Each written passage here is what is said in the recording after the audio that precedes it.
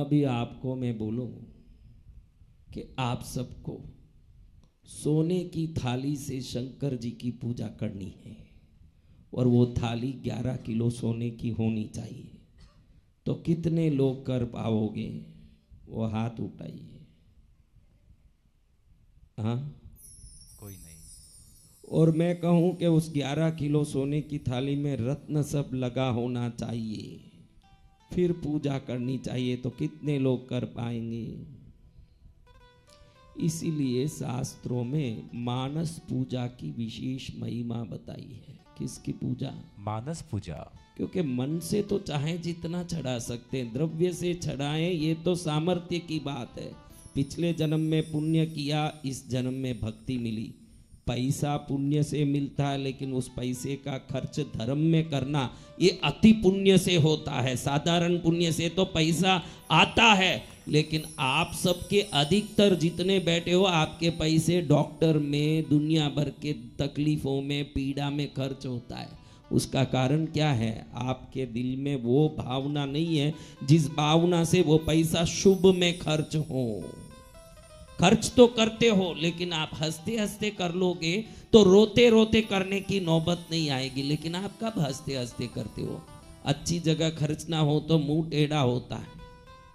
लेकिन डॉक्टर बोले, देखो कल वो आदमी बेचारा 10,000 देने की बात कर रहा था, मेरे को बोला 50,000 खर्च किया। क्या 20 साल में 85,000 खर्च किया होगा? आप सोचिए कितना झूठ बोल रहा है कि 50,000 खर्च किया।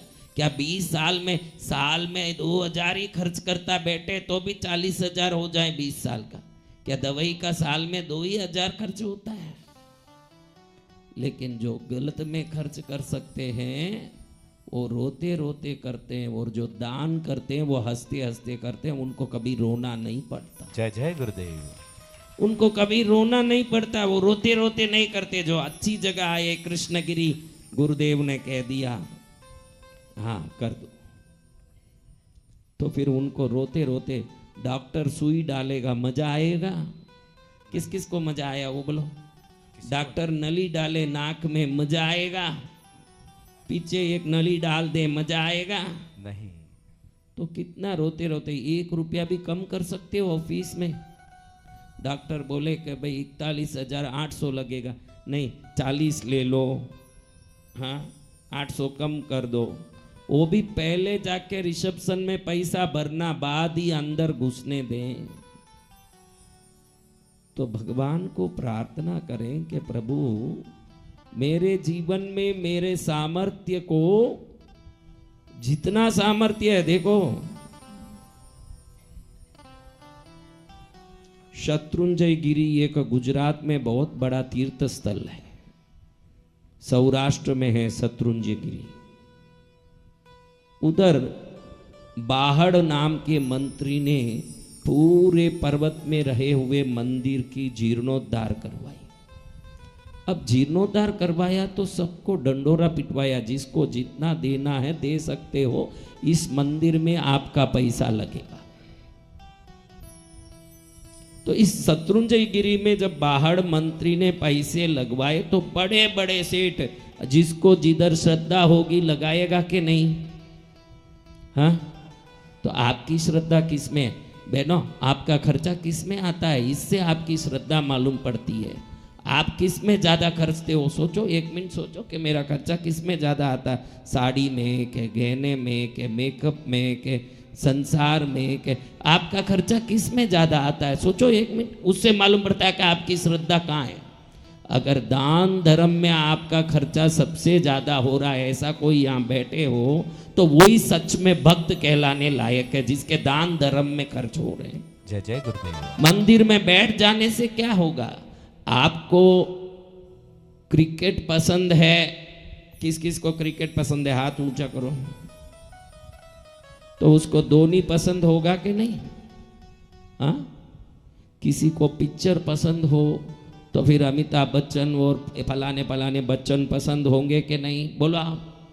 जी भगवान। अगर नृत्य पसंद है तो भाई जयंती माला पसंद होगी। मुझे तो वही पता है भाई, अभी कौन नाच रही है मुझे पता नहीं है, लेकिन कोई भी एक नर्तकी जिसको नृत्य पसंद हो तो नर्तकी पसंद होगी कि नहीं? क्रिकेट पसंद है तो क्रिकेटर पसंद होगा कि नहीं? जी भगवान। सिनेमा पसंद है तो एक्टर पसंद होगा कि नहीं? जी भगवान। तो सच में भक्ति पसंद है तो दान भी पसंद होना चाहिए, तभी भक्ति पसंद की। जय जय गुरुदेव। फोकट की भक्ति किसी काम की पसंद की नहीं, वह झूठी है, नाटक है। जब आपको क्रिकेट पसंद है तो धोनी पसंद ही है, तो धर्म पसंद है तो धर्म में दान करना भी पसंद आए तो ही धर्म पसंद का है। फोकट में गाय का धर्म पसंद आएगा आपको। धर्म जब पसंद आएगा तो साथ में क्या पसंद आएगा? वो धर्म संबंधी जितनी क्रिया। मेरे को धर्म तो पसंद है लेकिन पूजा पसंद नहीं, फिर धर्म में तेरा मतलब नहीं है। धर्म के देखो, कोई आदमी पसंद होगा तो उसके शरीर के हर अंग पसंद होगा। कोई बोले कि मेरे को पसंद है, उसका सिर पसंद है, शरीर पसंद नहीं है। पसंद है तो सब पसंद ही होगा। धर्म पसंद है तो फिर जब पसंद होना चाहिए, पूजा पसंद होना चाहिए, ध्यान पसंद होना चाहिए, दान पसंद होना चाहिए। ये सब धर्म के ही हाथ पैर हैं। हाथ पैर छोड़ के कैसे शरीर को पसंद कर पाओगे? वो सब पसंद आना चाहिए। इसलिए शास्त्र कहता है कि मनुष्य सब कर सकता है। बहुत यहां बैठ के मेरे सामने बहुत पानी बहा सकता है, कथा सुन के सब कर सकता है, दान नहीं कर सकता। उस समय शरीर ऐसे काटा पड़ता है। ब्रह्मा जी के पास ज्ञान लेने के लिए एक साथ मनुष्य गए, राक्षस गए और देवता गए। उस समय ब्रह्मा जी वेद की रचना में लगे हुए थे। जितने वेद प्राकृतिक रूप से ब्रह्मांड में प्रकट हुई थी, उन सबको वो ताड़पत्रियों में प्रतिबद्ध कर रहे थे। उस समय सब तीनों चले गए, बोले कि हमको उपदेश दीजिए ब्रह्मा जी महाराज, हमको उपदेश दीजिए। ब्रह्मा जी सोचे कि मैं तो बड़ा व्यस्त हूं, इनको कैसे कहूं कि मैं व्यस्त हूं। गणमान्य देवता आए हैं, बलवान राक्षस आए हैं, बुद्धिमान मनुष्य आए हैं, कैसे इनको टालूं? उन्होंने सोचा समय भी ना बिगड़े, लेकिन एक ही अक्षर से इनको समझा दूं। ब्रह्मा जी ने कहा द। क्या कहा? द। एक अक्षर में उपदेश। क्या अक्षर? द। द। अब विचार में पड़ गए सब। अब आप बोलो द, बोले तो क्या समझे? हाँ, राक्षसों ने सोचा कि हमारी प्रवृत्ति बड़ी हिंसा वाली है। हमारी प्रवृत्ति कैसी है? हिंसावादी। हिंसा वाली प्रवृत्ति होने से हमको द से दया का ज्ञान दिया है ब्रह्मा जी ने। क्या दिया है? द से दया का ज्ञान। राक्षसों को क्या चाहिए? क्योंकि वही नहीं है वहां। राक्षसों के पास अभी कोई बहुत क्रूर हो तो आप क्या बोलते हो उसको? हाँ, बड़ा राक्षस है ये, बोलते हो कि नहीं? इतना क्रूर है, राक्षस है ये आदमी।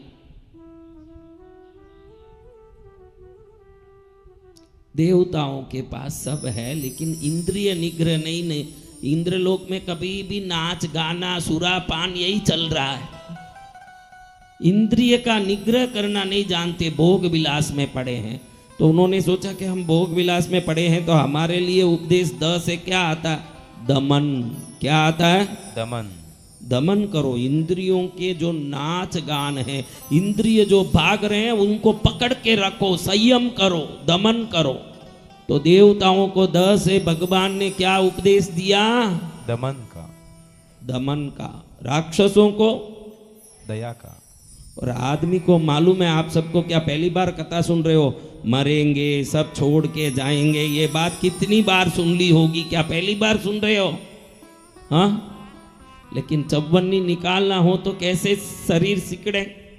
हाँ, कई लोग मंदिरों में देखो, हमारी बहनें जैकेट में पैसा डाल के जाती है और वो पैसा पूरा निकाल के उसमें से बाहर नहीं निकालेगी, क्योंकि बड़ा नोट से छोटा निकालें, भगवान भी देख रहे हैं, पुजारी भी देख रहा, तो वहीं हाथ डाल के ऐसे ऐसे काटेगी, उसमें से सबसे छोटा नोट वो निकालने के चक्कर में आधा घंटा जैकेट में हाथ डाल के यूं यूं घुमाती रहेगी।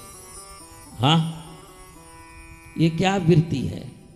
मनुष्य के पास सब है, लेकिन जो वस्तु छोड़ के जाना है उसको छोड़ने की भावना नहीं होती।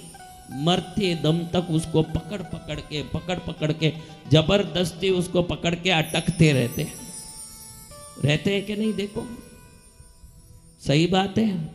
सत्य वचन गुरुदेव। सत्य है। तो मनुष्यों के लिए ब्रह्मा जी ने द से कहा दान करो। जिसके पास जो गुण नहीं है और वो शुभ गुण हो तो पहले उस गुण को जीवन में लाने की कोशिश करें तो वो श्रेष्ठ बन जाता है। श्रेष्ठ कब बनेगा? जब जो गुण श्रेष्ठ गुण हो लेकिन वो आप में नहीं आ रहा है। भाई जो सबको मालूम है ना, छोड़ के जाना, छोड़ के जाना। कौन छोड़ के जाएगा? खुद ही नहीं छोड़े, जबरदस्ती कोई खींचे तो है, हाँ? नहीं तो मरने के बाद सब उठा लें, हाँ? मरने के बाद सब उठा लें। कौन छोड़ के? खुद ही छोड़ के खुशी खुशी पहले ही जाए। मैं तो सबको बोलता हूं, बूढ़ा होने तक पकड़ के रखते हो। आज के जमाने में ये भी चलता है, क्योंकि पहले ही सब दे दोगे तो आपको इज्जत भी कोई नहीं देता। सब दे दो भाई, गुरुजी ने कहा, इसलिए सब पहले खाली कर दी। फिर बूढ़ी को रोटी डालने वाले अभी रोटी भी डाल रहे हैं तो माँ है इसलिए नहीं डाल रहे हैं, चाबी उसके हाथ में है इसलिए रोटी डालें। कलयुग, कैसा कलयुग है। तो बहनें समझ गई कि जब तक मेरे को ये सब चाबी रखना है, हाथ में रख।